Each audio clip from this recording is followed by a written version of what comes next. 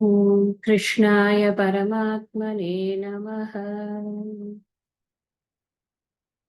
குருநாதனுடைய பரம கருணையினால கொஞ்சம் கேப் விட்டதுக்கு அப்புறமா நாம மறுபடியும் இந்த கீதா சாஸ்திரத்துல இருக்கக்கூடிய ஸ்தோத்திரங்களுடைய பொருளை நாம சிந்திப்பதற்காக உட்பட்டு கொண்டு இருக்கு. ஒரே ஒரு நிமிஷம் நான் பிரேக் எடுக்கிறேன். சாரி. அர்ஜுனனுக்கு இருக்கக்கூடிய அந்த விஷாதம் அப்படின்னு அந்த மனக்கவலை அப்படிங்கிற விஷயத்த போக்கணுமா இருக்கு அப்படின்னு சொன்னா அவனுக்கு தன்னை பற்றிய அறிவுங்கிறது கிடைக்கணும். அப்படி கிடைச்சதுன்னா அவனுக்கு இந்த உலக விஷயங்கள்ல இருக்கக்கூடிய பயமோ அல்லது அதை பற்றிய ஒரு கலக்கமோ அவனுக்கு போகும். உண்மையை பற்றிய அறிவு அவனுக்கு கொடுக்கப்பட வேண்டும். மெய் அறிவு என்பது அவனுக்கு வேண்டும். அப்படிங்கிற ஒரு காரணத்தினால கிருஷ்ணர் அர்ஜுனனுக்கு இந்த மெய் அறிவை போதிப்பதற்காக ஆரம்பித்தார் அப்படின்னு நாம 11வது ஸ்லோகத்திலிருந்து இந்த ஆத்ம விஷயங்களை பற்றி கிருஷ்ணர் சொல்லிக் கொண்டு வருகிறார்னு பார்த்தோம். நிறைய ஆத்மாவினுடைய லட்சணங்களை பற்றி நாம படித்து கொண்டே வந்திருக்கோம். கொஞ்சம் கேப் ஆயிடுத்து அப்படின்னு சொன்னா இது வரைக்கும் என்ன படிச்சோங்கிறதும் மறந்து போயிடும். அப்புறம் அதுக்காக நம்ம என்ன விஷயங்கள் சிந்திச்சோங்கிறதும் கூட மறந்து போயிடும். ஏன்னா டெய்லி அதை நாம ஒரு பாராயணத்துக்கோ இல்ல அத கலை ரிகலெக்ஷனுக்காக அந்த திரும்ப திரும்ப அந்த கிளாஸை கேட்கறதுங்கிறதோ ஒரு ஒரு பிரயத்தனப்பட்டு பண்ணினாத்தான் அது ஞாபகத்துல இருக்கும். அதனால கொஞ்சம் நம்ம அதை என்ன படிச்சோம் அப்படிங்கிறத நம்ம இப்ப கொஞ்சம் லைட்டா அதை திரும்பி பார்த்துட்டு அப்புறம் நம்ம புது ஸ்லோகத்துக்கு போக போறோம். ஃபர்ஸ்ட் என்ன சொன்னார் அப்படின்னா, நீ பண்டிதன் மாதிரி பேசுறப்ப ஆனா பண்டிதர்கள் இப்படி பேச மாட்டார்கள் அப்படின்னு சொன்னார். பண்டிதர்கள்னா எப்படி? பண்டிதன்னா யாருன்னு தெரிஞ்சுட்டோம். பண்டிதன்னா யாரு அப்படின்னா ஆத்ம தத்துவத்தை நன்றாக தெரிந்து கொண்டவன் தான் பண்டிதன் அப்படிங்கிறது. சிம்பிளா விஷயத்த மனசுல போட்டு வச்சுக்கணும். அப்ப இந்த பண்டிதன் மாதிரி இவன் பேசுறான் அப்படின்னா நன்னா விஷயம் தெரிஞ்சவன் மாதிரி பேசிட்டு இருக்கான். ஆனா விஷயம் தெரியவில்லை. எதற்கு கவலைப்பட வேண்டுமோ அதற்கு அவன் கவலைப்பட எதற்கு கவலைப்பட வேண்டியது இல்லையோ அதற்கு அவன் கவலைப்பட்டு கொண்டிருக்கிறான். விஷயம் தெரிஞ்சதுன்னா நம்ம கவலையே பட வேண்டியதில்லை அப்படிங்கறத ஆரம்பிச்சு நம்ம யாருமே எப்பவுமே இல்லாம இருந்ததில்லை அப்படிங்கிற விஷயத்த டபுள் நெகட்டிவா 12வது ஸ்லோகத்துல ஃபர்ஸ்ட் ஆரம்பிச்ச கொஞ்சம் குழப்பற விதமாக அந்த ஸ்லோகமானது எடுத்த உடனே கொஞ்சம் ஹெவியா நம்மளுக்கு வந்தது.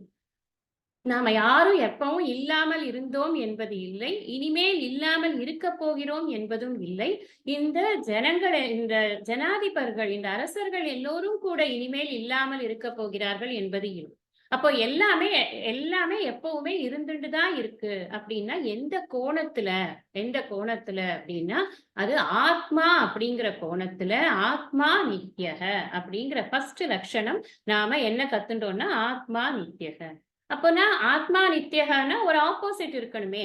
ஆத்மா நித்தியகன்னு சொன்னா அனாத்மா அனித்யக அப்படின்னு இருக்கணும். அப்ப கிருஷ்ணர் என்ன பண்றார்? அனித்தியமானது எப்படி இருக்கு அப்படிங்கிறத காமிக்கிறது. நித்தியம்ங்கிறத புரியணும்னா இது நித்தியம் அப்படின்னு சொன்னா எப்படி புரியும்? இது நித்தியம்பா, இது நித்தியம்பான்னா இன்னொன்னு காமிச்சு இதை பத்தியா இது அழிஞ்சு போயிட்டு இருக்கு, அந்த மாதிரி இது அழியாது, அதனால இது நித்தியம் அப்படின்னு சொல்லணுமா இருந்ததுன்னா அழியக்கூடிய ஒன்று எப்படி அழிகிறதுன்னு காட்டணுமா வேண்டாமா? அதுக்காக தான் அடுத்த ஸ்லோகத்துல என்ன சொன்னார் அப்படின்னா, இந்த தேகத்துல நிறைய மாற்றங்கள் ஏற்பட்டு கொண்டே இருக்கப்பா. கௌமாரம், யௌவனம், ஜரா அப்படின்னு 3 ஸ்டேஜஸ் சொன்னார். நம்ம இந்த பால்ய பருவத்துல இருக்கிறது, குமார பருவத்துல இருக்கிறது, அப்புறம் ஒரு யூத் யௌவன பருவத்துல இருக்கிறது, அப்புறம் வயசாகி கழுடு தட்டி இதெல்லாம் தொங்கி போய் அப்புறம் தானா போயிடுறது, இந்த சரீரம் போயிடுறது. இப்படி மாதிரி இருக்கக்கூடிய இந்த சரீரத்தில் உறையக்கூடிய அந்த ஜீவனானது என்ன பண்றது அப்படின்னா இந்த சரீரம் உகுந்த உடனே வேற ஒரு சரீரத்தை நோக்கி அது போய்கொண்டிருக்கிறது. It is travelling. இத பத்தி எதுக்கு கவலைப்படுவானே? அதுதான் அவர் கேட்டார். இதுக்காக யாராவது தீரக தத்ரன முக்கியத்தி 2வது வார்த்தை பண்டிதன் அப்புறம் தீரன் அப்படிங்கறத தெரிஞ்சிடும். தீரன்னு சொன்னாலும் அறிவாளி அப்படின்னு புரிஞ்சிடும். எதை பற்றி அறிவை உடையவன் அறிவாளி? சயின்ஸ் பற்றிய அறிவை உடையவனா இல்ல மேக்ஸ் பத்தின அதெல்லாம் மட்டோன்னு சொல்லவே இல்லை. நான் எல்லாமே முக்கியம்தான். இந்த உலகத்துல உலகாயத்தமாக கற்கக்கூடிய அத்தனை கல்விகளையும் நாம மதிக்கிறோம். ஆனா எந்த கல்வி இந்த அனைத்து கல்விகளாலும் தீர்க்க முடியாத பிரச்சனையை தீர்க்கும் அப்படின்னு பார்த்தா ஆத்மாவை பற்றிய அறிவுதான் தீர்க்கும். அதனாலதான் தீரக அப்படிங்கிறதுக்கு ஆத்மாவை பற்றிய அறிவை உடையவன்கிறத ஏன் சொல்றோம் அப்படின்னா, கல்வியினுடைய பயன் என்ன? கல்வி அப்படிங்கிறது அறிவா டிரான்ஸ்ஃபார்ம் ஆகும். அறிவினுடைய பயன் என்ன? எனக்கு அமைதியும் ஆனந்தமும் எப்போதும் கொடுக்கணும். அதுதான் அறிவினுடைய பயன். நான் பயங்கர அறிவாளி, ஆனா எப்பவும் டென்ஷனாவே இருப்பேன். யாரை பார்த்தாலும் சிடி சிடி சிடி சிடி விழுந்துட்டு இருப்பேன். What is the use? என்னோட அறிவுனால என்ன பயன்? ஒன்னும் பயன் கிடையாது. எந்த அறிவு இந்த உலக விஷயங்கள் உண்மை அல்ல அப்படிங்கிற திருடமான அறிவை எனக்கு கொடுக்கிறதோ அந்த அறிவு தான் என்னை காப்பாற்றும். நல்லா ஞாபகம் வச்சுக்கணும் இந்த விஷயத்த. ஏன்னா நம்ம அந்த அறிவை நோக்கித்தான் போய்கொண்டிருக்கிறோம். எல்லாருக்கும் தெரியும், இங்க எல்லாருக்கும் 1+1 2 எல்லாம் போட தெரியும். எல்லாருக்கும் இங்கிலீஷ் படிக்க தெரியும், தமிழ் படிக்க தெரியும், சயின்ஸ் தெரியும். ஒருத்தரும் புத்தி இல்லாமலாம் வரல. எதை பத்தி படிக்கிறோம் அப்படின்னா நம்மை பற்றி படித்துக் கொண்டிருக்கோம். நமக்காக, நம்முடைய நிம்மதிக்காக, நம்முடைய விடுதலைக்காக, நம்முடைய அமைதிக்காக, ஆனந்தத்திற்காக. அப்ப தீர சப்தம் எதை சொல்றதுன்னா அந்த அறிவை பெற்றவன். அந்த அறிவை பெற்றவன் இப்படி மாறிண்டே ஒரு உடல் மாற்றி இன்னொரு உடல் மாற்றி இன்னொரு உடல் எடுத்துக்கொண்டிருக்கக்கூடியதற்கு யாராவது கவலைப்படுவாளோ? அது கவலைப்பட வேண்டிய இவர் ஏன் அதை கவலைப்பட மாட்டார்? தத்ரன முக்கியத்தைன்னு ஏன் சொன்னார் அப்படின்னா, அவர் பற்றி அதை மோகிப்பதில்லை. அதை பற்றி அவர்கள் டெல்யூட் ஆக மாட்டார்கள். அதனால குழம்பிக் கொள்ள மாட்டார்கள். ஏன் அப்படின்னா அறிவு இருக்கு, அதனால குழம்பிக் கொள்ள மாட்டார்கள். அப்போ அடுத்தது கிருஷ்ணருக்கு ஒரு இது வருது. இந்த இத பத்தி சொன்னோமே, நம்ம அனாத்மாவை பத்தி சொன்னோமே, இந்த அனாத்மாவோட முக்கியமான ஒரு விஷயம் எது நமக்கு கவலையை தரும் அப்படின்னா, அனாத்மாவில் இருக்கக்கூடிய மாறுதல்கள். அதுதானே கவலையை தருது இல்லையா? ஒரே மாதிரி ஸ்டாட்டிக்கா இருந்தா எதுக்கு கவலை வரப்போறது? அவர் சிரிச்சுட்டே இருப்பாரு, எப்பவுமே சிரிச்சுட்டே இருப்பாரு அப்படின்னா, இல்ல திடீர்னு கோவப்படுவார். எதுக்கு கோவப்படுவார் தெரியாது. எதுக்கு கோவப்படுவார் போய் பார்த்தாதான் தெரியும். அப்போ அந்த விஷயங்கள் எல்லாம் அதை சந்திக்கும் பொழுதுதான் அதில் ஏற்படக்கூடிய அனுபவங்கள் நமக்கு தெரியுது. அங்க அவர் 2 அனுபவங்கள் எடுத்துக்கிறார். என்ன அனுபவங்கள்னா, குளிர் வெப்பம். ஒரு எக்ஸாம்பிளுக்காக அந்த குளிர் வெப்பம். ஒரு 2 எக்ஸ்ட்ரீம்ஸ்ன்னு வச்சுக்கோங்களேன். ஒரு எக்ஸ்ட்ரீம் குளிர், ஒரு எக்ஸ்ட்ரீம் வெப்பம். இந்த 2 எக்ஸ்ட்ரீம்ஸ் நமக்கு என்ன குடுக்கறது அப்படின்னா, சுகம், துக்கம் அப்படிங்கிற 2 அனுபவங்கள குடுக்கறது. இந்த அனுபவங்கள் உண்மையா? அப்படின்னா இந்த அனுபவங்கள் உண்மை அல்ல. இந்த அனுபவம் மாத்ரா ஸ்பர்ஷாஸ்து கௌந்தேய சீதோஷ்ண சுக துக்கதா. இது எப்படி இருக்குன்னா, ஆகமக அபாயினக அனித்யக 3 விஷயம் பார்த்தோம். இந்த அனாத்மாவை பத்தி படிக்கிறச்சே நம்ம என்ன புரிஞ்சுக்கிறோம்னா, அனாத்மா மாறுதலுக்கு உட்பட்டது. உடனே நம்ம ஆத்மாக்கு கீழே என்ன எழுதணும்? ஆத்மா மாறுதலுக்கு உட்படாதது, மாறாதது அப்படின்னு எழுதிடணும். ஃபர்ஸ்ட் ஆத்மா நித்தியக, அப்புறம் ஆத்மா மாறுதலற்றது. அதுக்கப்புறம் என்ன பார்த்தோம்? அனாத்மாங்கிறது இந்த ஆகமக அபாயினக அனித்யக. அப்போ அனாத்மா அனித்யகன்னு சொன்னா ஆத்மா என்னது அப்படின்னா ஆத்மா நித்தியக அப்படிங்கிறத புரிஞ்சுக்கும். இதை ஏன் நம்ம இதை கவனிக்க வேண்டாம்? இந்த அனாத்ம விஷயங்களை ஏன் கவனிக்க வேண்டாம்னா, இதனுடைய நேச்சரே எப்படி இருக்குன்னா மாறிக்கொண்டே இருக்கு. மாறிக்கொண்டே இருக்கக்கூடிய விஷயத்துக்காக எதுக்கு கவலைப்படணும்? ஒரே மாதிரி இருக்கும் அப்படின்னா அதை சரி பண்ணி வைக்கணும்னு நமக்கு தோணும். அது மாறத்தான் போறதுன்னா மாறிண்டே இருக்கட்டும். அப்ப அங்க எனக்கு என்ன ஆட்டிடியூட் இருக்கணும்? சுவாமி என்ன சொல்றாரு அப்படின்னா, எனக்கு என்ன ஆட்டிடியூட் இருக்கணும் அப்படின்னா, திதிக்ஷஸ்வ, நீ பொறுத்துக்கணும். அந்த பொறுமையை பத்தி நம்ம படிச்சோம். எப்படி இருக்கணும் அந்த பொறுமை? அந்த பொறுமை சிந்தா விலாப ரஹிதம். ரொம்ப முக்கியம். இந்த வேர்ட்ஸ் எல்லாம் திருப்பி திருப்பி ரிப்பீட் பண்றேன் அப்படின்னா, அப்போ நீங்க என்ன புரிஞ்சுக்கணும்னா, அந்த வேர்ட்ஸ் எல்லாம் ரொம்ப முக்கியம் அப்படின்னு புரிஞ்சுக்கணும். ஏன்னா பொறுமையா இருக்கிறது அப்படிங்கிறதுல நிறைய வெரைட்டி இருக்கு. நம்ம நிறைய பேருக்கு பொறுமையின் சிகரம்லாம் பேர் இருக்கும். ஆனா அந்த பொறுமை எந்த மாதிரி இருக்கு? சாஸ்திரத்துல சொல்லி இருக்கிற மாதிரிதான் அந்த பொறுமை இருக்கான்னு தெரியாது. It's all relative. போய் பார்த்தாதான் தெரியும் ஒருத்தரையும். ஆனா எப்படி இருக்கணும்னு சாஸ்திரம் சொல்றது. இது எப்படி இருக்கணும்னா, எல்லாத்தையும் சகனம் சகனம் சர்வ துக்கானாம் அப்பிரதீகார பூர்வகம் சிந்தா விலாப ரஹிதம் சிதிக்ஷா சா நிகத்தியதே அப்படின்னு சொன்னார் விவேகசூடன். அப்போ புலம்பாத ஒரு பொறுமை நமக்கு வேணும். புலம்பல் இல்லாத பொறுமை. அதை வைத்துக்கொண்டு என்ன பண்றது? அந்த பொறுமையை வைத்துக்கொண்டு அந்த இருமைகள், அந்த சுகம், அந்த துக்கம், அது 2யும் நீ ஹேண்டில் பண்ண கத்துக்கும். நம்ம நல்ல ப்ராப்பரா வேர்ட்ஸ் யூஸ் பண்ணணும். அது 2யும் ஹேண்டில் தான் பண்ண முடியும். அது 2யும் நீக்கவே முடியாது. ஏன்னா அது வந்துட்டே தான் இருக்கும், மாறிக்கொண்டே இருக்கும். இந்த ஒரு இடத்துல சுகம் கிடைக்கும், ஒரு இடத்துல துக்கம் கிடைக்கும். இன்னொரு நாள் இந்த இடத்துல சுகம், அந்த இடத்துல துக்கம், மாறி மாறி இது எப்படியே வந்து கொண்டே தான் இருக்க போகுது. அதனால இதை எப்படி ஹேண்டில் பண்றது? ஒரே ஒரு வழிதான். இது நித்தியமல்ல, இது அனித்தியம். ஆகமக, இது வந்து வந்து கொண்டிருக்கிறது. அபாயினக, இது போய்கொண்டிருக்கிறது. இது வரும், இது போகும், இது அனித்தியம் அப்படிங்கிற விஷயமானது நமக்கு மனசுல நல்ல திருடம் ஆகணுங்கிறதுக்காக அந்த மாத்ரா ஸ்பர்ஷாஸ்து கௌந்தேய சொன்னார். அப்புறம் என்ன சொன்னார்னா, இத வந்து யார் ஒருத்த நன்னா புரிஞ்சுக்கிறானோ அவனுக்கு வந்து ஒரு இது அவனுக்கு என்ன கிடைக்குங்கிறது. நம்ம யாராவது ஒரு பிரயோஜனம் இல்லாம ஒரு காரியம் பண்ணுவோமோ? யாருமே பண்ண மாட்டோம். ஏதாவது நான் பண்ணினேன்னா எனக்கு என்ன கிடைக்கும்? டெஃபினட்டா வேணும் நமக்கு. ஒரு சமைச்சா கூட, சமைச்சா என்னத்துக்கு சமைக்கிறோம்? சாப்பிடணும், சாப்பிட்டா வயிறு ரொம்பணும், வயிறு ரொம்பினா உடம்பு சரி இதுவாகும், தெம்பாகும். அதுக்கு தானே பண்றோம். எதுவுமே பலன் இல்லாம ஒரு காரியம் கூட நடக்கிறது கிடையாது. அப்போ இங்க இங்க இவர் என்ன சொல்றாருன்னா, யாருக்கு வியதயந்தே அப்படிங்கிற வார்த்தையை யூஸ் பண்றார். வியதயந்தேன்னா அசைக்காது. எது அசைக்காது? இந்த இருமைகளால் ஏற்படக்கூடிய மனக்கலக்கங்களோ, இல்ல மன சந்தோஷங்களோ 2மே ஒருத்தனை அசைக்கவே அசைக்காது. சுகம், துக்கம் சமம். அதான் ரொம்ப முக்கியம். அந்த 15வது ஸ்லோகத்துல நம்ம கேட்ச் பாயிண்ட் என்னன்னா, சுகம், துக்கம் சமம். இது 2யும் ஒண்ணா பார்க்கறான். ஒண்ணுமே அவனுக்கு வந்து டிஃபரன்ஸே கிடையாது. சுகம் வந்தாலும் ஆட மாட்டான், துக்கம் வந்தாலும் துவண்டு போக மாட்டான். 2ம் ஒன்றாக. ஏன்னா அவனுக்கு தெரியும் அது வந்து போய் கொண்டிருக்கிறது, அது அனித்தியம் அப்படிங்கிறது அவனுக்கு தெரியும். அது தெரிஞ்சதுனால அதை பொறுத்து கொள்ளும் தன்மையை அவன் வளர்த்து கொண்டிருக்கிறதுனால அவன் சுகம் துக்கம் சமம்னா, சுகம் வந்தாலும் இப்படியே உட்கார்ந்துருக்கிறது, துக்கம் வந்தாலும் இப்படியே உட்கார்ந்துருக்கிறதுன்னு அர்த்தம் கிடையாது. சுகம் வரக்கூடிய சிச்சுவேஷனையும், துக்கம் வரக்கூடிய சிச்சுவேஷனையும் ஒரே மாதிரி பார்க்கிறோம். அவ்வளவுதான். சரி, ரைட், இப்ப என்ன இப்போ அப்படிங்கிறது தான் எல்லா இடத்துலயும். அந்த சிச்சுவேஷனுக்கு அவ்வளவுதான் மதிப்பு. அது வரப்போறதேன்னு ஒரு ஆங்ஸைட்டி கிடையாது, வந்துட்டேன்னு ஒரு டென்ஷன் கிடையாது, போறதேன்னு ஒரு ஆங்ஸைட்டி கிடையாது, எதுவுமே கிடையாது.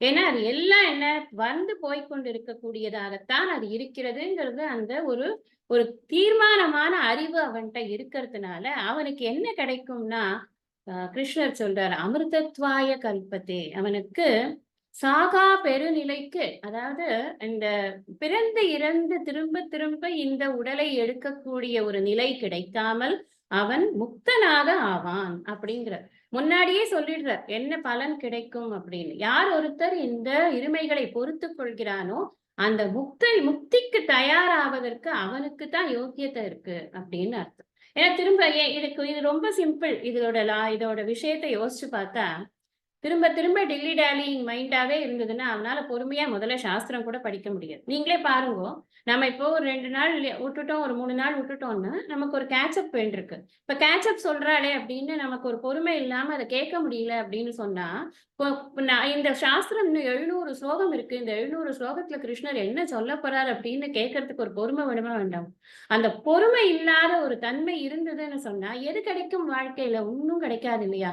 அதனால இந்த பொறுமைங்கிறத ஃபர்ஸ்ட் குவாலிட்டியா வச்சிருக்கார். யார் அதை நன்னா பொறுமைய வந்து நன்னா மாஸ்டர் பண்றாளோ, பொறுமையில ஒரு மாஸ்டர் பண்ணணும். அது என்னவா இருந்தாலும் சரி பொறுமையா தான் இருக்கணும் அப்படின்னு. அதாவது அதனாலதான் வியதயந்தேன்னு போட்டார். அதை அசைக்க முடியாது அவனை. அப்படி இருக்கிறவனுக்குத்தான் மோட்சத்திற்கு தகுதி கிடைக்கிறது. மோட்சம் சும்மா கொடுப்பாளா? கடையில போய் ஒரு 2 கிலோ மோட்சம் கொடுன்னா கொடுக்க போறாளா? அப்படி கிடையாது. மோட்சம்னா சுவாமிஜி என்ன சொல்லியிருக்காரு? அமைதியான ஆனந்தம். நமக்கே தெரியும், காத்தால 5 மணிக்கு இருக்கிற அமைதி மனசுல 8 மணிக்கு இல்லையே. ரஜோகுணம் வந்த உடனே பரபரன்னு வந்து ஏதாவது ஒரு வேலை வந்து ஒட்டிக்கிறது. திருப்பி மத்தியானத்துல ஒரு தமஸ் வருது, ராத்திரி மறுபடியும் தமசா போயிடுறது. அப்போ அந்த அமைதிங்கிறத ஃபுல்லா த்ரூ அவுட் வச்சுக்கணும்னா அதுக்கு நம்மள தகுதி பண்ணிக்கணும் அப்படிங்கிறதுனாலதான் இதை சொல்றார் அவர். அவனுக்கு மோட்சத்திற்கே தகுதிக்கு அவனுக்கு வந்து அந்த சுக துக்கத்தை சமமாக பார்க்கக்கூடிய பாவம் அவனுக்கு வரும் பொழுது அவனுக்கு முக்திக்கு தகுதியாகிறான். இப்ப இத சொல்லியாச்சு. இது வரைக்கும் என்ன சொல்றார்? அனாத்ம விஷயங்கள்ல இருக்கக்கூடிய மாறுதல்களை நாம் எப்படி எதிர்கொள்ள வேண்டும் அப்படிங்கறத சொன்னார் இல்லையா? அப்ப திரும்பவும் ஆத்ம விஷயத்திற்கு மாறுறார். இந்த இடத்துல இந்த 16வது என்ன சொல்றார்? ஆத்மா சத்தியம். ஒரே ஒரு வஸ்து தான் இருக்கு, ஆத்மா, அதுதான் சத்தியம். நாசத்தோ வித்யதே பாவக. எதுக்கு இல்லையோ, எது இல்லாததோ அதற்கு இருப்பு என்பதை கற்பிக்க முடியாது. இருப்பதற்கு இல்லாமை அப்படிங்கிறத சொல்ல முடியாது. அதனால எப்போதும் இருந்து கொண்டிருக்கக்கூடியது, யாண்டும் இருப்பது எது அப்படின்னு சொன்னா அது ஆத்மாதான். எப்பொருள் எத்தன்மைத்தாயினும் அப்பொருள் மெய்ப்பொருள் காண்பது அறிவு. அந்த மெய்ப்பொருள் எது அப்படின்னா ஆத்மா. ஆத்மா என்பதுதான் மெய்யான பொருள். அது மாத்திரம்தான் இருக்கு. அதுக்கு இன்மைங்கிறத சொல்லவே முடியாது. அது இல்லைன்னு நம்மளால சொல்ல முடியாது. ஏன்னா அது எப்பவும் இருந்துட்டு இருக்கு. அழிவற்றது. அதற்கு எந்த விதமான மாறுதலும் இல்லை. அதற்கு அழிவு என்பது கிடையாது. சத்தியம் அப்படிங்கிற விஷயத்த சொன்னார். ஆத்மா சத்தியம் அப்படின்னு. இப்ப ஆத்மாவை சத்தியம்னு சொல்லியாச்சுன்னா, இந்த பக்கம் அனாத்மாவை என்ன சொல்றது? அது நம்ம அசத்தியம்ங்கிறத விட மித்யா அப்படின்னு சொல்லுவோம். என்ன காரணம்னா, இருக்கிறது மாதிரி தெரியறது. போய் விசாரம் பண்ணி பார்த்தாச்சுன்னா, அது உண்மையிலேயே அதற்கான இருப்பு இல்லை அப்படிங்கிறது தெரியுது. இப்ப அதுக்கு நம்ம 2, 3 உதாரணம் எல்லாம் பார்த்தோம். என்ன உதாரணம் பார்த்தோம்? அலை, கடல் இதெல்லாம் பெயர்கள் தான். உண்மையிலேயே இருப்பது என்ன? தண்ணீர் தான் உண்மையிலேயே இருக்கிறது அப்படின்னு பார்த்தோம். அதே மாதிரி தங்க நகை அப்படிங்கிற உதாரணத்தை எடுத்துக்கொண்டா, நகைகள் எல்லாம் நேம்ஸ், ஃபார்ம்ஸ், பெயர்கள், வடிவங்கள். உண்மையிலேயே எல்லாவற்றிலும் இருப்பது என்ன அப்படின்னா தங்கம் அப்படிங்கிறது தான். அந்த மாதிரி இந்த பிரபஞ்சம் முழுவதும் இருக்கக்கூடிய அனாத்ம விஷயங்கள் அத்தனையுமே என் உடல் உட்பட அப்படிங்கிறது ரொம்ப முக்கியம். எல்லாமே வெறும் நேம்ஸ் அண்ட் ஃபார்ம்ஸ் தான். இது எல்லாம் மாறுதலுக்கு உட்பட்டது. இது எல்லாம் போய் கொண்டிருக்க போகிறது. ஆனால் மாறாத பரம்பொருளாக இருப்பது எது அப்படின்னா தூய உணர்வு, ஆத்மா அப்படிங்கிறது தான் எப்போதும் இருந்து கொண்டிருக்கிறது. அதுங்கதான் நம்ம ஆத்மாவை இருப்புத்தன்மை அப்படின்னு புரிஞ்சிடணும். ஈஸ்னஸ் அப்படின்னு சொன்னேன் இல்லையா? இந்த ஈஸ்னஸ் அப்படிங்கிறது ரொம்ப முக்கியம். there is pen, there is book அப்படின்னா இந்த இஸ்ங்கிறது எல்லா இடத்துலயும் இருந்துட்டே இருக்கு. அந்த இருப்பு என்பது இருந்து கொண்டே இருக்கிறது. இருக்கும் பொருட்கள் மாறுகின்றன. அப்போ இருப்பு மாறாதது, இருப்பது மாற்றத்திற்குரியது. Very important sentence. இருப்பு என்பது மாறாதது, இருப்பது என்பது மாற்றத்திற்குரியது. நாம இந்த உலகத்துல ஒரு மண் பானையை பாக்குறோம். மண் பானை நாளைக்கு என்ன ஆயிடுறது? கொஞ்ச நாள் ஆனா உடைஞ்சு போயிடுது. உடைஞ்சு போய் அது என்ன ஃபார்ம்ல ஆயிடுறது? மண்ணு ஃபார்ம்ல ஆயிடுது. இப்ப மண்ணு உண்மையா, பானை உண்மையா? பானை அப்படின்னு பார்த்து நம்ம பானை நினைச்சு பார்த்து கொண்டிருக்கிறோம். பானை டிஸ்இன்டகிரேட் ஆயிடுறது. அது ஒண்ணும் இல்லாத போயிடுறது, மண் ஆயிடுது. மண்ணுன்னு நினைச்சு பார்த்து கொண்டிருக்கணும். அது புழுதியாக மாறி விடுகிறது. இப்படி ஒன்னொன்னும் அதனுடைய காரணத்தினோடு லயமாகி கொண்டே இருக்கக்கூடியதுதான் இந்த உலகம். அப்படித்தான் உடைக்கப்பட்டிருக்கு. உடம்பு இன்னைக்கு இருக்கு, பேசின்னு இருக்கு, மூச்சு விட்டுன்னு இருக்கு. இதுக்கு ஒரு பேர் இருக்கு, இதுக்கு ஒரு ஃபார்ம் இருக்கு. கொஞ்ச நாள் கழிச்சு இது எல்லா அவயவங்களும் இதுக்கு அடங்கும். அப்புறம் இதுக்கு வேற ஒரு பேரு, வேற ஒரு சம்ஸ்காரம் முடிஞ்சு போயிடும். அப்புறம் இது பஞ்சபூதங்களோட ஐக்கியமாகும். அப்போ இது என்ன? இதனுடைய இருப்பை இருக்கிறதுன்னு சொல்றதா, இல்லைன்னு சொல்றதா? இருக்கிறது மாதிரி இருக்கு. எவ்வளவு நாளைக்கு இருக்கு? ஏதோ ஒரு குறிப்பிட்ட நேரத்திற்கு இருக்கிறது. நான் ஒரு முழு வாழ்க்கை ஒருத்தன் வாழறான், 120 வருஷம் வாழறான்னா கூட அதுவே ரிலேட்டிவ் தான். அது அப்சல்யூட் கிடையாது. அப்போ இந்த சத் அப்படின்னு சொல்லும்போது, சத்தியம் அப்படின்னு சொல்லும்போது எப்போதும் இருந்து கொண்டிருக்கிறது அப்படிங்கிறத நாம எப்படி புரிஞ்சுக்கணும் அப்படின்னா, இது எப்போதும் இருந்து கொண்டிருக்கிறது அப்படிங்கிறது அழிவற்றது, மாறாதது அப்படின்னு அதை நல்லா புரிஞ்சுக்கணும். அப்போ இந்த இந்த அனாத்ம விஷயங்கள் எல்லாமே எப்படி இருக்கு அப்படின்னா இருப்பது போல இருக்கிறது. விசாரித்து பார்த்தால் இன்மைதான் அதற்கு இதுவா இருக்கு, அதற்குரிய நேச்சரா இருக்கு. அப்போ இருப்புக்கு இன்மையை சொல்ல முடியாது, இன்மைக்கு இருப்பு சொல்ல முடியாது. அதுக்குதான் நான் சொல்றேன் இத. இன்மைதான் அதனுடைய நேச்சர். அதனால அதுக்கு இருப்ப சொல்ல முடியாது. இருப்பு தான் இதனுடைய நேச்சர். அதனுடைய புரியுறது இல்லையா? இதனுடையனா இந்த ஆத்மாவினுடைய நேச்சர் இருப்பு தான். இதுக்கு இன்மை சொல்ல முடியாது. அனாத்மாவினுடைய நேச்சர் இன்மைதான். It is not existing. அதுக்கு இருப்பு சொல்ல முடியும். ஏன் இதை நான் எப்படி புரிஞ்சுக்கிறது? என் மைண்ட்ல எப்படி புரிஞ்சுக்கிறது அப்படின்னு, நம்ம இந்த அனாத்மாங்கிறதுக்குள்ள எல்லா விஷயத்தையும் போட்டுக்கோங்க. நம்ம உடம்பு, நம்மளோட நம்மளோட கூட பிறந்தவா, நம்மளோட கூட படிக்கிறவா, நமக்கு பிறந்தவா, அப்புறம் நாம யாருக்கு பிறந்தோமோ அவா, அப்பா, அம்மா, உறவுகள், இந்த உலகத்துல இருக்கிற ஃப்ரெண்ட்ஸ் அவ்வளவுமே என்ன அப்படின்னா அனாத்மா தான். இந்த அனாத்மா அப்படிங்கிறது இல்லை. விசாரித்து பார்த்தால் இல்லை. அதற்கு இருப்பு என்பது இல்லை. அப்ப எனக்கு இந்த விஷயத்தை தெரிஞ்சுக்கிறதுனால எனக்கு என்ன யூஸ் அப்படின்னா, நான் கவலையே பட வேண்டாம். அதுக்கு தான் கிருஷ்ணர் சொன்னார், எதுக்கு கவலையே பட வேண்டாமோ அதுக்கு நீ கவலைப்பட்டு இருக்கியப்பா அப்படின்னு. போக தானே போறது. ஆகமக அபாயினக அனித்யக 3ம் தானே இருக்கு இதுல. அப்ப இதுல மாற்றங்கள் இருக்கு. இதுல இது நித்தியத்துவம் இல்ல. இதுல வந்து இருப்பது போல ஒரு தோற்றம் தான் இருக்கு. இது எப்ப வேணா போயிடும். இது அழிவுக்கு உட்பட்டது. இதுக்காக யாராவது கவலைப்படுவாளா? அதுதான் நமக்கு லெசன். நம்ம என்ன புரிஞ்சுக்கணும் அப்படின்னு, நம்ம வெறுமனே இத ஏதோ ஸ்லோகத்துக்கு அர்த்தம் பார்த்தோம், ஸ்லோகத்துக்கு அர்த்தம் புரிஞ்சுட்டோம். அப்படி கிடையாது கீதை. நம்மளோட வாழ்க்கைக்கு application, how it is applied அதையும் சேர்த்து படிக்கணும். அப்பதான் நமக்கு இதோட பிரயோஜனம் பரம பிரயோஜனமாக இருக்கும். இப்படிதானே?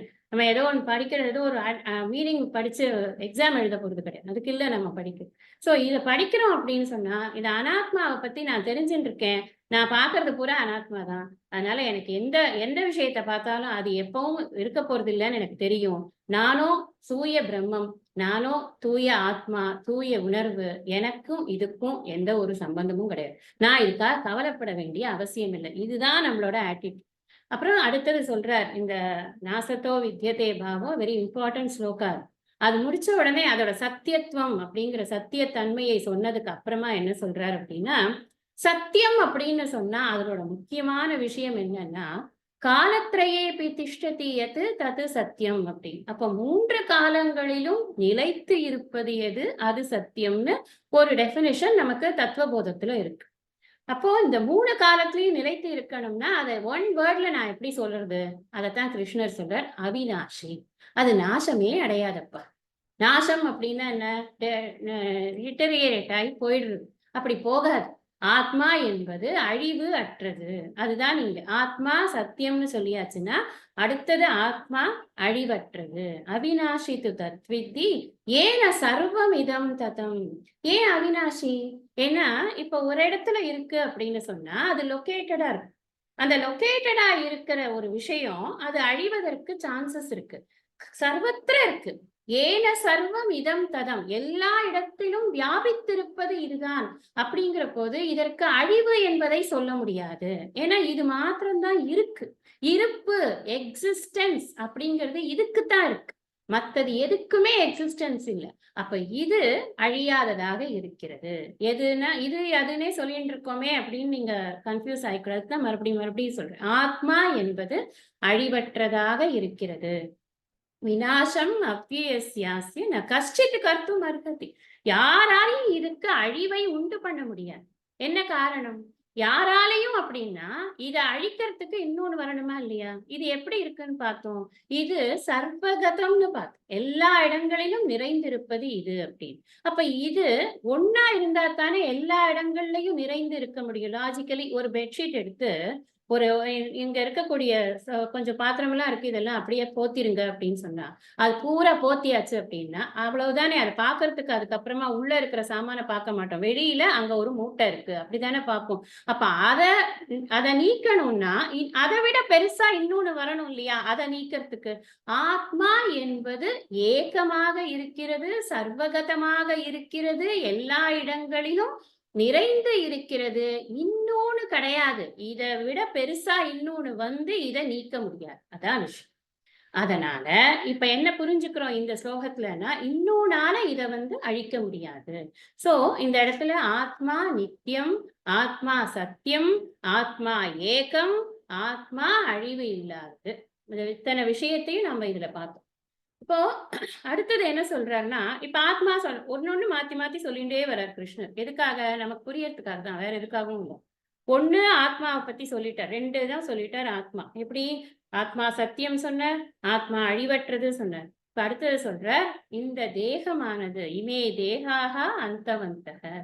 அந்தவந்தகன்னா என்ன அர்த்தம்? அந்தவந்தகன்னா அது முடிவு உள்ளது.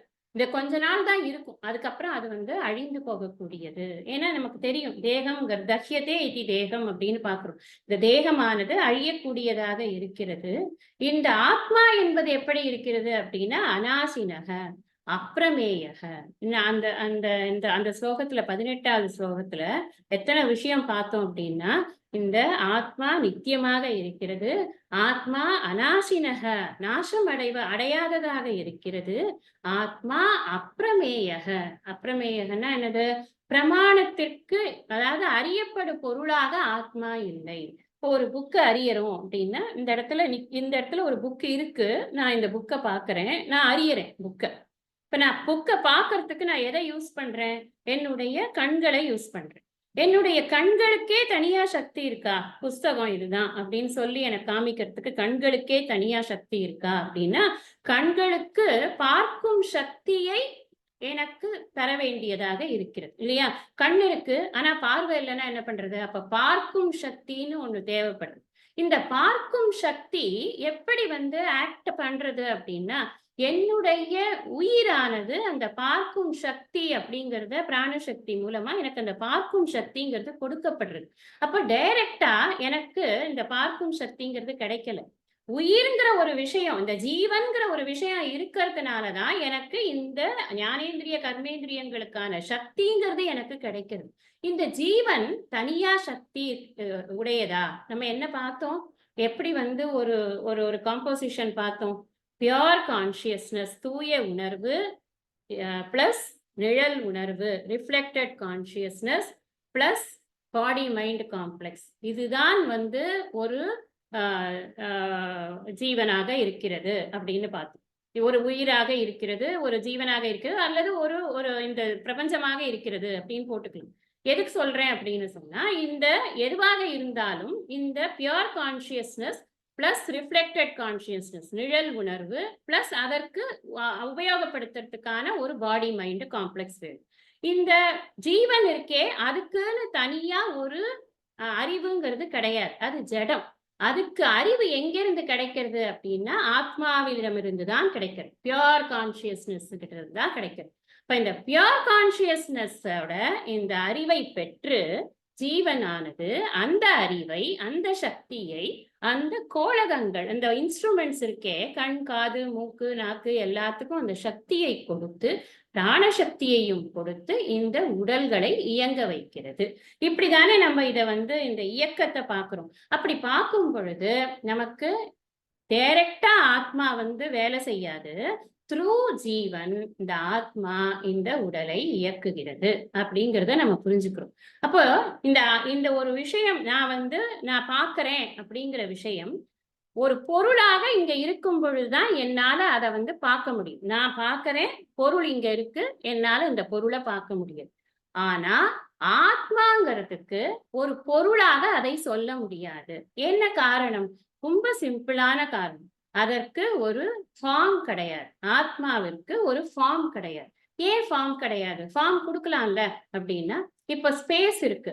ஸ்பேஸுக்கு ஒரு ஃபார்ம் கொடுக்க முடியுமா? ஸ்பேஸ்ங்கிறது இப்படிதாங்க இருக்கும் அப்படின்னு கொடுக்க முடியுமா? ஸ்பேஸ்ல தான் நாமளே இருக்கோம். அதாவது ஆகாசம், ஆகாசத்துலதான் நாமளே இருக்கோம். ஆகாசத்துக்குன்னு ஒரு ஃபார்ம் கொடுக்க முடியாது இல்லையா?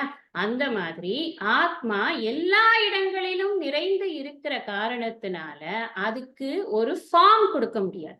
ஒரு ஃபார்ம் இருந்தா தான் அதை வச்சு பார்க்க முடியும்.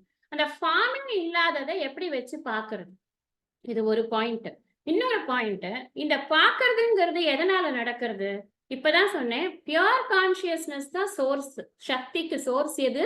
Pure consciousness. அப்போ அறிபவன் அப்படிங்கிற ஒரு ஒரு ஒரு ஒரு பட்டத்தை யாருக்கு கொடுக்கறது?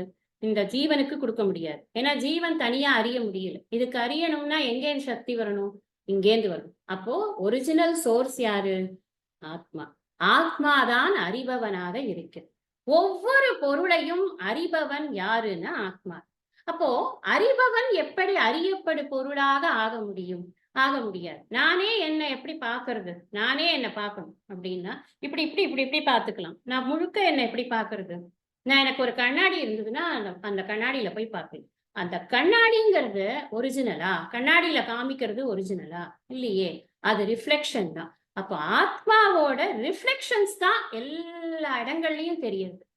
ஆத்மாவை டைரக்டா பார்க்கவே முடியாது. அதுதான் அது அப்பிரமேயக அப்படின்னு. டைரக்டா இதுதாங்க ஆத்மா, கொஞ்சம் நகருங்க, அங்க இருக்கு பாருங்க, அதுதான் ஆத்மா அப்படி சொல்ல முடியாது. ஆத்மாவிற்கு ஒரு உருவத்தை கொடுத்து அதுதான் ஆத்மா என்று சொல்ல முடியாது. இதுக்கெல்லாம் லாஜிக்கலா ரீசன் இப்ப சொன்னேன், அதை ஞாபகம் வச்சுக்கோ. எல்லா இடங்களிலும் இருக்கிறது, ஒன்றாக இருக்கிறது. அதற்கு ஒரு ஃபார்ம் கிடையாது. அதனால அதை தனியாக இப்படித்தான் இருக்கிறதுன்னு சொல்ல முடியாது. எப்படி சொல்றது அப்படின்னா, இந்த சாஸ்திரமானது அதை எப்படி காட்டுறதுன்னா, இது கிடையாது, இது கிடையாது, இது கிடையாதுன்னு நீக்கிறது மூலமா, தன்பதி அல்லா பேர்கள் தமை அல்ல நல்லன் என்று அன்பரை கேட்ட நேரம் அவள் வெட்கி மௌனமானாள்னு சொன்னேன் இல்லையா? ஒரு ஸ்லோகம் இருக்கு கைவல்ய நவநீதத்துல. அந்த மாதிரிதான் ஆத்மாவை நமக்கு இன்ட்ரடியூஸ் பண்றது வேதம். அப்போ இந்த அப்பிரமேயக அப்படிங்கிறத நாம எப்படி புரிஞ்சுக்கணும் அப்படின்னா, அந்த அறியப்படு பொருளாக ஆத்மாவானது ஒரு நாளும் இருக்க முடியாது. ஏனென்றால் அறிபவன் ஆத்மா அப்படிங்கிறது. அறிபவனே அறியப்படு பொருளாக இருக்க முடியாது. யார் வந்து இப்ப அறிபவன், அறியப்படு பொருள், அறிவு கருவி, இதெல்லாம் நம்ம முன்னாடி படிச்சிருக்கோம். அறிவு கருவின்னா என்ன? இந்த கண்ணுதான் அறிவை கொடுக்கக்கூடிய கருவியாக இருக்கிறது. பார்த்தல் என்ற அறிவுக்கு கண்ணுதான் என்ற செயலுக்கு கண்ணுதான் அறிவு கருவியாக இருக்கிறது. அறியப்படு பொருள்ங்கிறது முன்னாடி ஒரு விஷயம் வேணும். அப்புறம் இந்த அறிவு அப்படிங்கிறது நமக்கு புத்தியில ஏற்படுறது. அறிபவன்னு ஒருத்தன் இருக்கான், அதுதான் இந்த ஆத்மாவானதுதான் ஒவ்வொரு விஷயத்தையும் அறிபவனாக நம்ம உடனே ஒரு கொஸ்டின் வரும். எங்க ஆத்மா வந்து அறிகிறது? நான் தானே அறிகிறேன். நான் என்னோட அப்படி பார்த்தா ஜீவன் தானே அறிகிறது. அதுக்குதான் நான் சொன்னேன், ஜீவனுக்கு தனியாக அறிவு என்பது கிடையாது. ஜீவன் தனியாக அறிவை பெறுவது கிடையாது. ஜீவனுக்கு ஆத்மாவினுடைய சக்தியினால் தான் அறியக்கூடிய சக்தி என்பது கிடைக்கிறது. அதனால ஒரிஜினல் இந்த மாப்பிள்ளை இவர் தான் போட்டுக்கிற சட்டை அந்த மாதிரிதான் ஒரிஜினல் இது யாரு அப்படின்னா தூய உணர்வு தான். அந்த தூய உணர்வு ஒன்றுதான் சக்தியோடு இருக்கிறது. அது மட்டும்தான் சேத்தனம். அது அந்நில அத்தனை விஷயமும் ஜடம்தான். மனசு ஜடமா? ஜடம். உயிர் ஜடமா? ஜடம். கை கால் தெரியுது நமக்கு, இது ஜடம்னு சொன்னா புரிஞ்சு போயிடுறது. ஓ, இது ஜடம், கரெக்ட் அப்படின்னு புரியுது. ஆனா மனசு ஜடம், உயிர் ஜடம், நான் திங்க் பண்றேனே புத்தி எல்லாம் ஜடம். சாஸ்திர பிரகாரம் ஆத்மாவை தவிர அனைத்து விஷயங்களும் ஜடம் தன்மை வாய்ந்தவை. ஆத்மா மட்டுமே சேதனத்தன்மை வாய்ந்தது. ஆத்மா எதனோடும் ஒட்டுவதில்லை. இந்த லைட்டு, இத ஞாபகம் வச்சுக்கோங்க. லைட் வந்து இந்த கைய வந்து விளங்க வைக்கிறது. ஆனா இந்த கையோட ஒரு ப்ராடக்ட் கிடையாது, கையோட ஒரு பார்ட் கிடையாது, அது கையோட ஒரு ப்ராப்பர்ட்டியும் கிடையாது. இந்த லைட்டு வந்து கை இல்லைனாலும் அது மாட்டுக்கு இருக்கும். இந்த கை நமக்கு லைட் இருக்குன்னு தெரியறதுக்காக இந்த கை தேவைப்படுறது. அது கூட ஜாகிரதையா புரிஞ்சுக்கணும். ஆத்மாவை புரிஞ்சுக்கிறதுக்காகத்தான் இந்த உடம்பா? அப்படி கிடையாது. நம்ம இந்த உடம்ப யூஸ் பண்ணி புரிஞ்சுக்கிறோம், அவ்வளவுதான். நம்ம யூஸ் பண்ணி புரிஞ்சுக்கலனாலும் ஆத்மா பாட்டுக்கு இருந்துட்டுதான் இருக்க போறோம். நீ என்ன ஏன்பா புரிஞ்சுக்கல, எனக்கு மகா துக்கமா இருக்குன்னு அது ஒன்றும் கேட்கவே கேட்காது. அது பாட்டுக்கு இருக்கு. நம்மளுக்கு இந்த துக்கம் போகணும்னா நாம அந்த மாதிரி எதனாலையும் பாதிக்கப்படாத தூய உணர்வு தான் நானு அப்படிங்கிறத புரிஞ்சுக்கிறதுக்காக இத்தனை விஷயத்த நாம ஆழமா படிக்கிறதுக்கு முயற்சி பண்ணிட்டு கடைசியா நம்ம இந்த விஷயத்துல பார்த்தது என்னன்னா, ஆத்மா அப்படிங்கிறது தானே விளங்கி கொண்டு இருக்கிறது. அதை விளக்குவதற்கு இன்னொன்று வஸ்து வந்து தேவை கிடையாது. அதான் விஷயம். விளக்கு இப்போ ஒரு ரூம்ல வந்து விளக்கு எரியறது அப்படின்னா, அந்த ரூம்ல இன்னொரு விளக்கு எடுத்துட்டு வந்து இந்த விளக்கு எப்படி எரியறதுன்னு காட்டுறேன்னு நான் காட்டுவா? யாராவது காட்டுவாள் அந்த மாதிரி? விளக்கு எரியறதுன்னா தெரிய போறது. விளக்கு தானே தன்னை ஒளிர்வித்துக் கொண்டிருக்க. அது மாதிரிதான் ஆத்மா என்பது தன்னைத்தானே ஒளிர்வித்துக் கொண்டிருக்கிறது. சூரியன் ஒளிர்கிறது அப்படின்னா, சூரியன் ஒளியறதா இல்லையான்னு உனக்கு காட்டுறேன் அப்படின்னு சொல்லி டார்ச் அடிச்சா காட்டுறோம்? கிடையாது. அது மாதிரி இந்த ஆத்மா என்பதற்கு இன்னொரு வஸ்து தேவை கிடையாது. அதை ஒளிர்விப்பதற்கு இன்னொரு வஸ்து தேவை கிடையாது. அதனாலதான் அத அப்பிரமேயக அப்படின்னு சொன்னது. அடுத்தது என்ன சொன்ன? ஏனம் வேத்தி ஹந்தாரம் எஸ்டைனம் மன்யத்தே ஹதம். இப்போ இந்த இடத்துல என்ன சொல்றார்? ஆத்மா, இந்த கடைசியா பார்த்தது என்ன பார்த்தோம்னா, ஆத்மா அகர்த்தா அப்படின்னு பார்த்தோம். ஆத்மா அகர்த்தா அப்படின்னா வித் கோஸ் வித்தவுட் சேயிங் ஆத்மா அபோக்தா. அப்போ அகர்த்தானா செயல் புரிபவன் அல்ல, அபோக்தானா பலனை அனுபவிப்பவனும் அல்ல. செயல் புரிபவனும் அல்ல, செயலின் பலனை அனுபவிப்பவனும் அல்ல. அப்போ இந்த கர்த்திருவம் அப்படிங்கிற ஒரு கான்செப்ட் வந்து இருக்கு. கர்த்திருவம்னா செயல் புரியும் தன்மை அப்படின்னு. இப்ப நான் வந்து படிக்கிறேன், அந்த படிக்கிற விஷயத்த நான் புரிஞ்சுக்கிறேன், நான் என்ஜாய் பண்றேன். படிக்கிறது செயல், அதை புரிஞ்சுக்கிறது ஒரு செயல், அதை என்ஜாய் பண்றது என்னுடைய அனுபவம். அப்போ கர்த்திருவம் இருக்கு, போக்தானா அனுபவிக்கிறது, போக்திருத்துவமும் இருக்கு எனக்கு. நான் வந்து ஜீவனாக இருக்கும் பொழுது எனக்கு அதெல்லாம் இருக்கு. ஆனால் ஆத்மா என்ற திருஷ்டியில் ஆத்மாவுக்கு செயலும் கிடையாது, செயலின் பலனை அனுபவிக்கக்கூடிய ஒரு தன்மையும் கிடையாது அப்படிங்கிறது ஆத்மா அகர்த்தா. அதைத்தான் இந்த ஸ்லோகத்துல சொல்லியிருக்கு. 19வது ஸ்லோகத்துல ஏனம் வேத்தி ஹந்தாரம் யஸ்சைனம் மன்யதே ஹதம் உபௌ தௌன விஜானீதக நாயம் ஹந்தின ஹன்யத்தே. இது அதாவது ஹந்தி ஹன்யத்தே அப்படிங்கிறது கொல்வதும் இல்லை, கொல்லப்படுவதும் இல்லை. கொல்வதுங்கிறது ஒரு காரணம், ஒரு காரியம் இல்லையா? கர்த்தா அப்படின்னா காரியம் செய்யறவன். கொல்வது என்பது ஒரு காரியம், கொல்லப்படுவது என்பது அந்த காரியத்தினுடைய ஒரு அனுபவம். இந்த ரெண்டுமே யாருக்கு கிடையாதுன்னா ஆத்மாவுக்கு கிடையாது. இத ஒருத்தன் நல்லா புரிஞ்சுக்கணும். அப்படி புரிஞ்சுக்கல, யார் ஒருத்தன் ஆத்மாதான் கொல்கிறது, ஆத்மாதான் கொல்லப்படுகிறது அப்படின்னு நினைக்கிறானோ அவன் அறியவில்லை. எதை அறியவில்லை? இந்த ஆத்மா கொல்வதும் இல்லை, கொல்விப்பதும் இல்லை என்பதை அவன் அறியவில்லை அப்படின்னு சொல்ற. யாரதோ மைக் ஆன்ல இருக்குன்னு நினைக்கிறேன், கொஞ்சம் பார்த்து ஆஃப் பண்ணிக்கணும். அதனால இந்த ஸ்லோகத்துல 19வது ஸ்லோகத்துல நம்ம என்ன படிச்சு முடிச்சோம் அப்படின்னு சொன்னா, ஆத்மா அகர்த்தா அபோக்தா. அப்போ நான் காரியம் எல்லாம் பண்ணிட்டு இருக்கேனே, நான் டெய்லி காத்தால இருந்து காரியம் பண்ணிட்டு இருக்கேன், நான் ஆத்மான்னு சொல்றேன். நான் ஆத்மான்னு சொல்றேன், ஆனா எனக்கு காரியம் இல்லை, ஒண்ணும் இல்லைங்கிறேன். நான் வேலை செய்யலைன்னா என்ன வீட்டுல 2 பண்ணிடுவாளே, நான் எப்படி காரியம் பண்ணாம இருக்கிறது? ஜீவனுக்கு காரியம் உண்டு, அது கர்த்தாவாக இருக்கும், அது அபோக்தாவாக இருக்கும். அனாத்மாவுக்கு காரியம் உண்டு, அது கர்த்தாவாக இருக்கிறது, போக்தாவாக இருக்கிறது. நம்ம ஆத்மாங்கிற கோணத்துல அதற்கு கர்த்தா இல்லை, அது கர்த்தாவும் இல்லை, அது போக்தாவும் இல்லை. இதை கொஞ்சம் ஜாகிரதையா புரிஞ்சுக்கணும். இதுல என்ன நமக்கு முக்கியமான விஷயம் அப்படின்னா, நான் தூய பரம்பொருள், நான் தூய உணர்வு அப்படிங்கிற உணர்வோட நாம் ஒவ்வொரு காரியத்தையும் பண்ணும் பொழுது அந்த காரியத்துல நம்முடைய மனம் அந்த காரியத்தினுடைய பலனில் ஒட்டிக்காது. அதான் ரொம்ப முக்கியம். எதுக்காக இதை நம்ம தெரிஞ்சுக்கிறோம் அப்படின்னா, காரியம் பண்ணாம இருக்க முடியுமா? நான் காரியம் என்ன கஷ்டிக்ஷணமப்பி ஜாத்து திஷ்ட தகர்ம கிருத்து அப்படின்னு கிருஷ்ணரே சொல்ற. ஒரு நிமிஷம் கூட வேலை செய்யாம இருக்க முடியாதப்பா. அதுதான் பிரகிருதியோட சுபாவமே அதுதான். நீ வேலை பண்ணிட்டே தான் இருக்கணும். ஆனா என்ன ஆட்டிடியூட்ல வேலை பண்ணுவ? சங்கம் வச்சுக்காது. பலன்ல சங்கம் வச்சுட்டு வேலை பண்ணினியானா மாட்டிப்பேன் நீ. அப்ப சங்கம் வச்சுக்க கூடாதுன்னா நான் என்ன, எப்படி அந்த பலனை எப்படி அந்த காரியத்தை பண்ணு? நான் யாரு? நான் அனாத்மாவா? அனாத்மாவா இருந்தாதான் சங்கம். அனாத்மாவா இல்லைன்னா எனக்கு சங்கமே கிடையாது. சங்கம்னா ஒட்டிக்கிறது, இந்த இதோட சேர்த்துக்கிறது, பலனோட சேர்த்துக்கிறது. இப்ப நான் ஆத்மா அப்படிங்கிற அந்த உணர்வோட நான் காரியங்கள் பண்ணும் பொழுது படபடப்பு கிடையாது, டென்ஷன் கிடையாது. நடக்கிறது நாராயணன் செய், நல்லபடியா நடக்கும், அவ்வளவுதான். நடந்தா சரி, நடக்கலையா அவர் திட்டத்துல இல்ல போல இருக்கு, என்ன பண்றது? நான் முன்னாடியே சொல்லியிருக்கேன்னு நினைக்கிறேன். சுவாமிஜி அழகா சொல்லுவார். அவருடைய குருநாதர் சித்பவானந்த சுவாமிஜி சொல்லுவார் அப்படின்னு சொல்லுவார், இறைவா நான் ஒரு திட்டம் இடுகிறேன், அந்த திட்டம் உன்னுடைய திட்டத்தில் இருந்தால் அதை நடத்தி கொடுப்பாயா, இல்லை என்றால் அதை என்னை ஏற்றுக்கொள்ளும்படி செய்வாயா. அந்த மாதிரி அவர் அதை அக்செப்ட் பண்ணிக்கிறதுக்கான பிரார்த்தனையா அதை மாத்திப்பார். அப்ப என்ன அர்த்தம் அப்படின்னா, நாம இந்த நாலேஜ் இருக்கு அப்படின்னு சொன்னா எந்த காரியத்தையும் படபடப்பு இல்லாம செய்வோம் அப்படிங்கிறது தான் நமக்கு இதுல இருக்கக்கூடிய ஒரு லெசனா இருக்கு. இப்ப 20வது ஸ்லோகம் நம்ம படிக்கணும். யார் படிக்கிறேன்னா என்னோட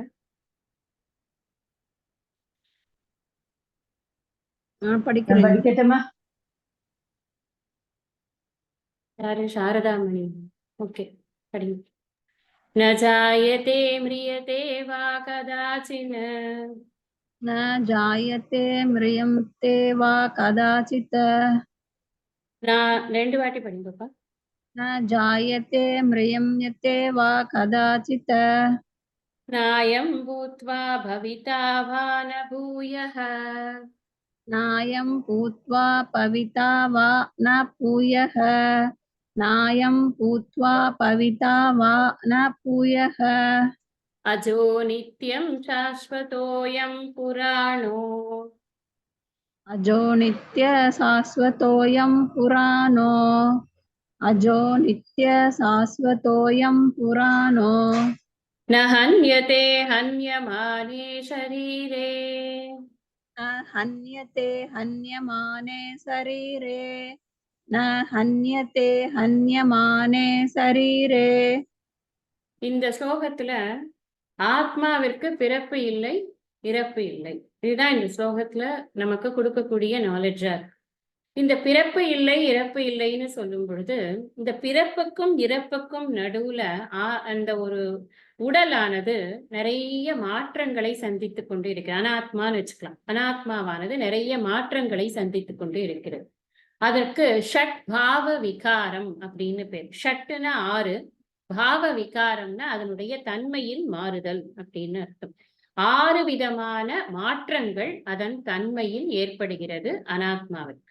ஆத்மாவிற்கு இந்த 6 விதமான மாற்றங்கள் கிடையாது. அதுதான் இந்த ஸ்லோகத்துல நமக்கு தெரிய போற விஷயம்.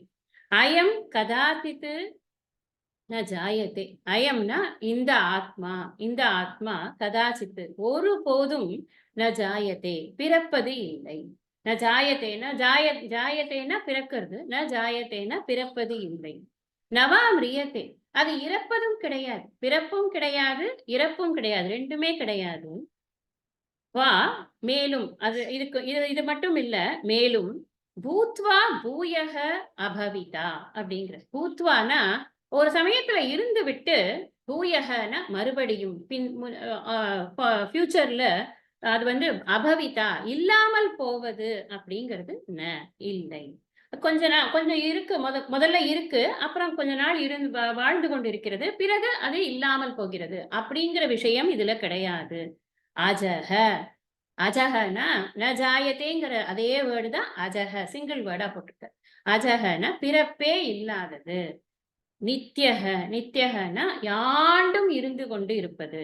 சாஸ்வதக சாஸ்வதக அப்படின்னா தேய்மானம் அற்றது, வளர்ச்சியும் அற்றது, ரெண்டும் கிடையாது. தேய்மானம் அற்றது, வளர்ச்சியும் அற்றது. புராணக புராணக அப்படின்னா பழமையானது, அது மட்டுமல்ல அது புதுமையாகவும் இருக்கிறது. புறா அபிநவ அப்படின்னு சொல்லுவா இல்லையா, அதனால புராணக பழமையானது, அது எப்பொழுதிலிருந்தோ இருந்து கொண்டிருக்கிறது. அயம் ஷரீரே ஹன்யமானே. அயம்னா இந்த ஆத்மா, ஷரீரே ஹன்யமானே இந்த ஷரீரமானது அழியும் பொழுது ந ஹன்யதே அழிவுறுவதில்லை. கான்டெக்ஸ்ட் என்ன? நான் பீஷ்மரை கொல்ல போறேனே, நான் துரோணரை கொல்ல போறேனே, நான் அவனை கொல்ல போறேனே, நான் இவனை கொல்ல போறேனே, அப்பா அதெல்லாம் ஆத்மான்னு புரிஞ்சுக்கோ. இந்த ஆத்மாவானதுக்கு இந்த அழிவுங்கிறதே கிடையாது. நீ இந்த சரீரம் அழியும் பொழுது ஆத்மாங்கிறது அழியாது. ஆத்மாக்கு பிறப்பும் இல்ல, இறப்பும் இல்ல. அது கொஞ்ச நாள் இருந்துட்டு அப்புறம் இருக்காம போறதுங்கிறதும் கிடையாது. இந்த விஷயங்களே கிடையாத ஆத்மாவிற்கு நீ எதற்காக அழிவை கற்பிக்கிறாய் அப்படிங்கிறதுக்காக தான் இந்த ஸ்லோகத்துல அவர் கொடுக்கக்கூடிய ஒரு நாலேஜா இருக்கு. இதுல என்னன்னா முக்கியமானது, பூத்வா பூயக ந பவிதக அப்படின்னு சொன்னா, பூத்வானா என்ன சொன்னேன்? பூத்வானா இருந்து விட்டு, ஒரு சமயத்துல இருந்து விட்டு, பூயகனா ஃபியூச்சர்ல, ந பவிதா இல்லாம போறது அப்படின்னா என்ன? ஒருத்தன் இருக்கான், அப்புறம் ஃபியூச்சர்ல இல்லாம போறான், செத்து போயிட்டான்னு தானே அர்த்தம். மிரியத்தேன்னு அர்த்தம். மிரியத்தே அப்படிங்கிறதுக்கு தான் அதை திரும்ப எக்ஸ்பிளைன் பண்ற. கொஞ்சம் இருந்துட்டு அப்புறம் இல்லாம போறதுங்கிறது மிரியத்தே. அப்புறம் இல்லாம இருந்துட்டு திரும்ப வரான் பார், அது வந்து ஜாயத்தே. அது காணும், சாரி, அவன் இல்ல, இந்த உலகத்துல இல்ல, அப்புறம் அம்மா வயத்துல இருந்து ஒரு குழந்தையா வரான், பிறக்குறான். இது ரெண்டுமே யாருக்கு அப்படின்னு சொன்னா அனாத்மாக்கு, ஆத்மாக்கு கிடையாது. அயம் ஆத்மா, இந்த ஆத்மாவானது இப்படி பிறப்பதும் இல்லை, இறப்பதும் இல்லை. இந்த ஷட்பாவ விகாரம்ங்கிறது என்ன அப்படின்னா 6 விதமான ஸ்டேஜஸ் சொன்னேன். 6 விதமான ஸ்டேஜஸ் என்னன்னா, அஸ்தி, அஸ்தினா இருக்கிறது, அஸ்தி, ஜாயத்தே, அப்புறம் வர்த்ததே, அப்புறம் விபரிணமதே, அப்புறம் அபக்ஷீயத்தே, அதுக்கப்புறம் வினஷ்யதி. இதுதான் 6 ஸ்டேஜ். அஸ்தி, ஜாயத்தே, வர்த்ததே, விபரிணமதே, அபக்ஷீயத்தே, வினஷ்யதி. இதுதான்.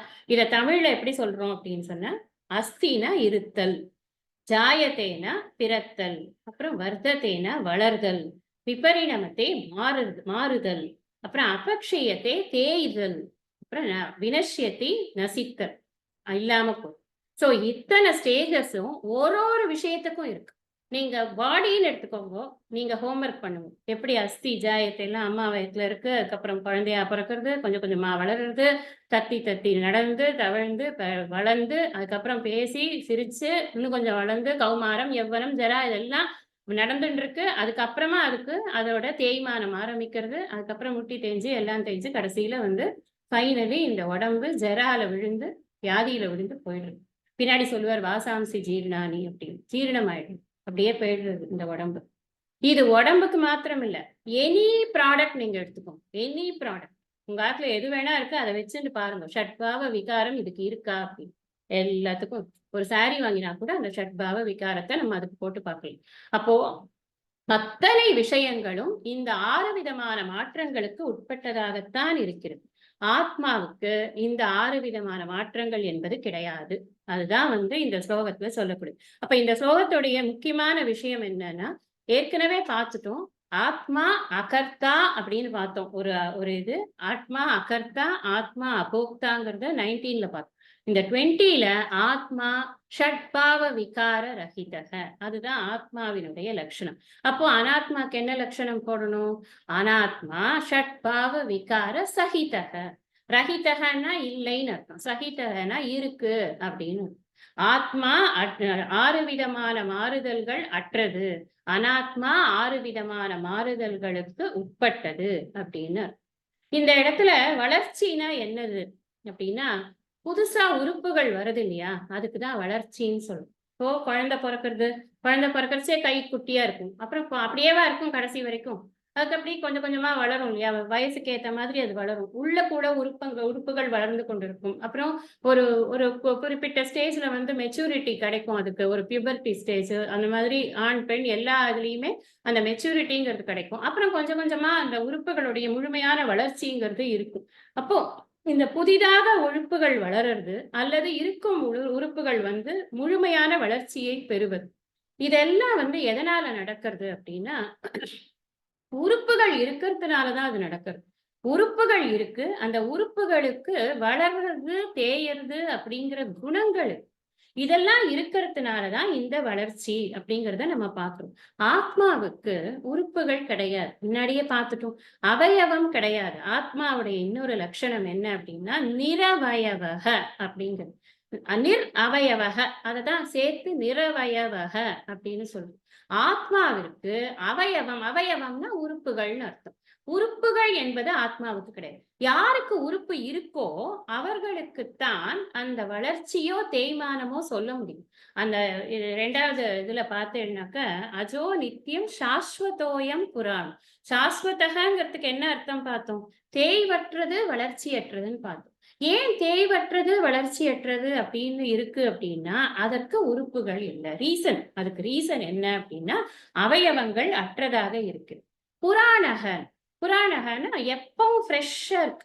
ஒரே மாதிரி இருக்கு. அதுல மாற்றங்கள்ங்கிறதே கிடையாது. மாற்றங்கள்ங்கிறது எப்ப வரும்? உறுப்புகள் இருந்தால் தானே அதுல தேய்மானமும் வளர்ச்சியும் இருக்கும், மாற்றங்கள் வளரும். அதனால உறுப்புகள் இல்லாத போது அதுல எந்த விதமான மாற்றங்களும் சொல்ல முடியாது அப்படிங்கிறது. இப்ப நம்ம இதுல அன்றலர்ந்த தாமரை போல் சித்திரத்தில் அலர்ந்த செந்தாமரை போல் அப்படின்னு ராமருடைய முகம் இருந்ததுன்னு சொல்லுவார் கம்பர். சித்திரத்துலதான் அந்த மாதிரி இருக்கும். ரியல் ஃப்ளவர் எப்படி இருக்கும்? காத்தால கொஞ்சம் ஃப்ரெஷ்ஷா இருக்கும். அப்புறம் கொஞ்சம் கொஞ்சமா அது வந்து கூம்பி போயிடும் இல்லையா? அது மாதிரி மாற்றங்கள்ங்கிறது அது பிரகிருதியோட சுபாவம். அதுல நேச்சுரலா அது மாற்றங்களை சந்தித்து கொண்டு இருக்கிறது. டிஸ்இன்டகிரேஷன்ங்கிறது பார்ட் ஆஃப் த மேட்டர். அது அப்படித்தான் ஆகும். அதனால அதுல மாற்றங்கள் உண்டு. ஆனா ஆத்மா மேட்டர் கிடையாது. ஆத்மாங்கிறது இந்த மேட்டருக்கு அப்பாற்பட்டு இருக்கு. அதுக்கு எந்த விதமான மாற்றங்களும் இல்லை அப்படிங்கிறதுனால அது எப்பவும் ஃப்ரெஷ்ஷா இருக்கு. அது காற்றுனால அடுத்தடுத்தது நம்ம பார்ப்போம். இந்த வந்து காத்தால பிழிக்க முடியாது, நீரால நினைக்க முடியாது. என்ன காரணம்னா அதுக்கு ஒரு நேம் ஃபார்ம் கொடுக்க முடியாது. அது இல்ல, நேம் ஃபார்ம் இல்ல. அது ஒரு இப்ப இந்த லைட் இருக்குன்னு சொன்னேன் இல்லையா? இந்த லைட்டுக்கு நம்ம ஏதாவது ஒரு உருவத்தை கொடுத்து இந்த லைட்டை புரிய வைக்க முடியறதா? இன்னொரு உருவத்தை காண்பித்து இந்த உருவம் எதனால் தெரிகிறது அப்படிங்கிறத சொல்லிதான் இந்த லைட்டை நம்ம புரிய வைக்கும் இல்லையா? லைட்டை நீ வந்து எக்ஸ்பீரியன்ஸ் பண்றது எப்படி பண்ற அப்படின்னா, நான் லைட்ல ஏதோ ஒரு பொருளை பார்க்கறதுனால அந்த இடத்துல லைட் இருக்குன்னு எக்ஸ்பீரியன்ஸ் பண்றேன். சோ இந்த அனாத்ம விஷயங்கள்ல தான் எல்லா மாற்றங்களும் நடக்கிறது. ஆத்மாவுக்கு எந்த ஒரு மாற்றமும் இல்லை. ஏன் புராணகன்னா பரிணாமங்கள் அற்றது. அதாவது பரிணாமங்கள்னா இது மாறுதல்கள் அற்றது. எந்த விதமான மாறுதல்களும் இல்லாதது. ஆப்போசிட்டா உடல் என்பது எப்படி இருக்கிறது? உடல் என்பது சகல விதமான மாறுதல்களுக்கும் உட்பட்டதாக இருக்கிறது அப்படின்னு இருக்கு. இந்த இடத்துல நான் இந்த விளக்கத்தை வந்து நிப்பாட்டிக்கிறேன். இன்னும் கொஞ்சம் கூட இருக்கு. நம்ம இதை அடுத்த வகுப்புல நாம தொடர்ந்து இந்த விஷயத்தை படிக்கலாம். யாராவது இது சொல்றேல, மகாத்மியம்